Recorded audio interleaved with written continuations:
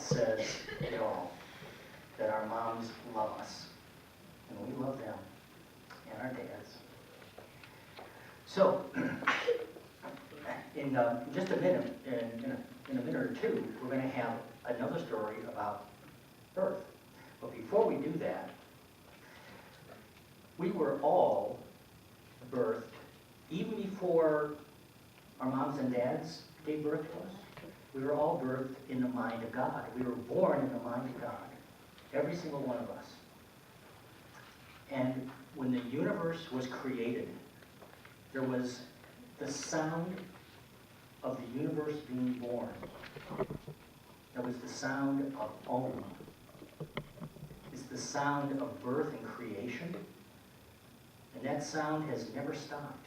It's going on to this day, and it will never end. And so I would you like to Om with me now? I don't know, some of you I know have Om, but if you haven't done it before, it can get really cool. It feels really good inside. So you up to Om? Okay. What about you guys? Yes. All right. So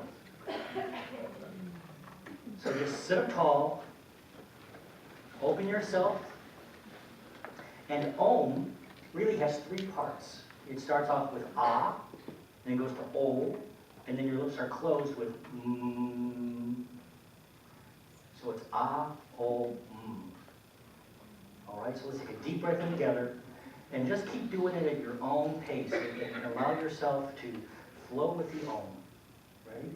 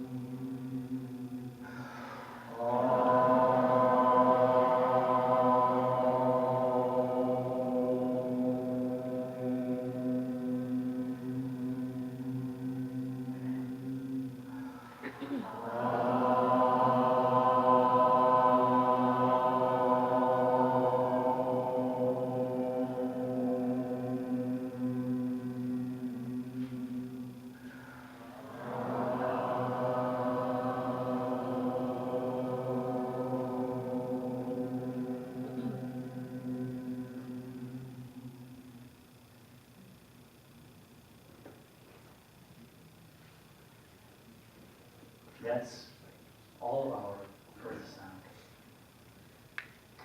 And now, Joe Murphy has a birth story.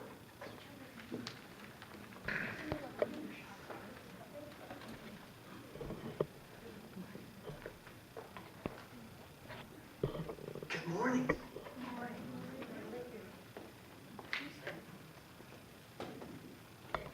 A long time ago, in a foreign land, three strangers were traveling, and they wanted to go to a place they called home.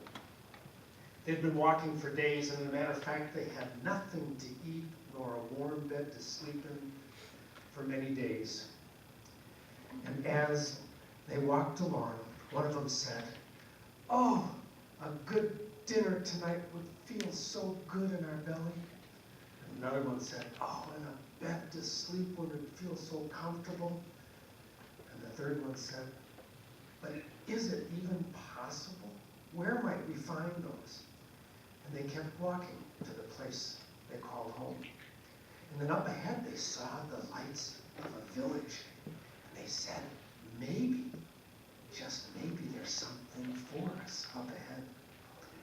Now the villagers who were afraid of strangers saw that these men were coming, and they quickly talked to each other and said, "We're a very poor village. We don't have many things.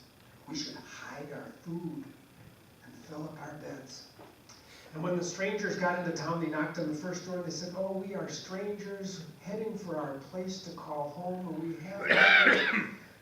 Might you have food to share?" And the first farmer said, "It's been a terrible harvest. We have no food. It's been 3 days since we ate."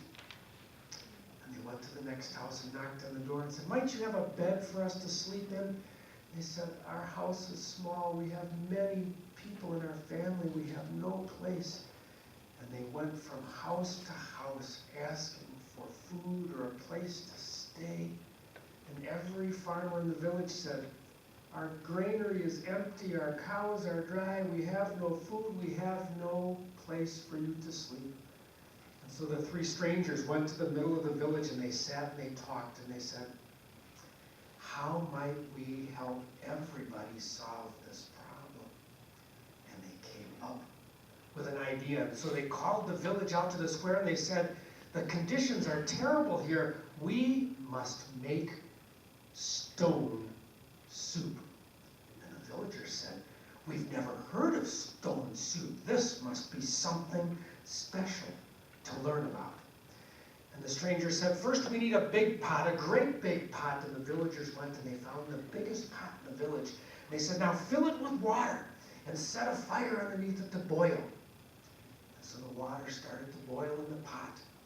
And the stranger took a spoon and he tasted it and he goes, "It's time to add the stones. Go find 3 big, round, smooth stones." And they went out and they found 3 perfect, beautiful round stones. And the strangers carefully set the stones in the pot and it began to boil. And after a while, they took the spoon and they tasted it again.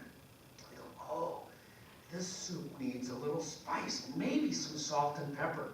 And some of the children in the village, they knew where to get salt and pepper. They ran home and they found the salt and pepper, and the strangers shook a little salt in, and they shook a little pepper in, and the strangers sampled with the spoon. He goes, "Oh, this is good, but you know, it would be delightful if there was a carrot to add." And one of the peasants' wives said, "Oh, I think I might have a carrot at home." And she ran home and came back with an apron full of carrots. And the strangers cut up the carrots and they put it into the soup and they let it boil, and he took the spoon and he tasted it again. "Oh, this is really getting good. It would be delightful if there was just a touch of cabbage."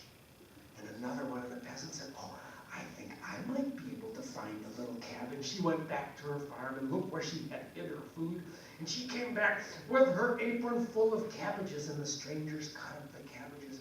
And they simmered and they tasted again and they said, "Oh, this is so good." And every time they tasted, they said, "Ah, it would be delightful if we had a little bit of this or a little bit of that." And one by one, every peasant in the village went back to their house and they found something that they could contribute to the soup. And as it simmered, it got better and better and better. And then they said, "I think it's time for a feast. But we must set a table." And so the villagers went to their barns and they brought out big tables and benches and they set torches in the village square. And they sat down and they put a big bowl of stone soup in front of everybody and they paused for a moment and said, "Thank you." And then they all ate a delicious soup that they had created together. And they sang and they danced into the night. And then each of the strangers was taken home and given a soft, warm bed to sleep in. And the next morning, the strangers got up and they got ready to leave. And the villagers said, "You have taught us a great lesson about how to make stone soup." And the strangers said, "It's all in the knowing of how to do such things." And so I want you to think about our spiritual community as just like stone soup. It comes together only with the ingredients that we bring to the soup and the resources we bring to the community. Next week, we will taste our stone soup. It was created by each of us, bringing something to contribute that will taste delicious, that will warm us to the soul. But we must always remember that we make the soup with what we bring. And when we all bring something, there's plenty for everybody. Amen. I'll bring the stone.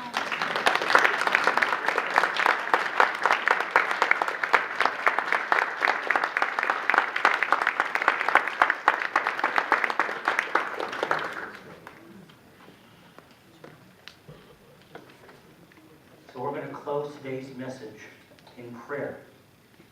So would you pray with me?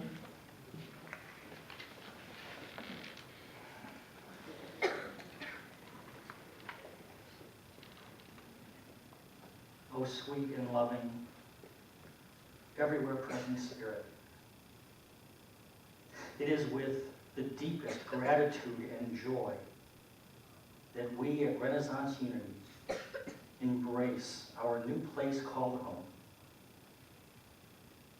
It will be a place where all men, all women, and all children find safety, find comfort, and find acceptance. It will be a place of truth where peace, joy, and love forever abide. We are grateful, and we know all is in divine order. Thank you for this home, our first home. Thank you for our next home.